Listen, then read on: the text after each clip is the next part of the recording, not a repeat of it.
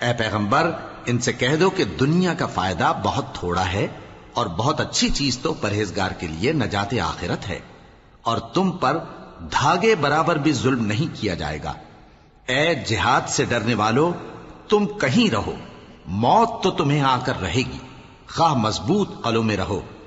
اور ان لوگوں کو اگر کوئی فائدہ پہنچتا ہے تو کہتے ہیں یہ اللہ کی طرف سے ہے، اور اگر کوئی مصیبت پہنچتی ہے تو اے پیغمبر تم سے کہتے ہیں کہ یہ آپ کی وجہ سے ہمیں پہنچی ہے۔ کہہ دو کہ رنج و راحت سب اللہ ہی کی طرف سے ہے۔ ان لوگوں کو کیا ہو گیا ہے کہ بات بھی نہیں سمجھ سکتے؟ اے آدم زاد، تجھ کو جو فائدہ پہنچے وہ اللہ کی طرف سے ہے، اور جو نقصان پہنچے وہ تیری ہی شامت اعمال کی وجہ سے ہے۔ اور اے نبی، ہم نے تم کو لوگوں کی ہدایت کے لیے پیغمبر بنا کر بھیجا ہے، اور اس بات کا اللہ ہی گواہ کافی ہے۔ جو شخص رسول کی فرما برداری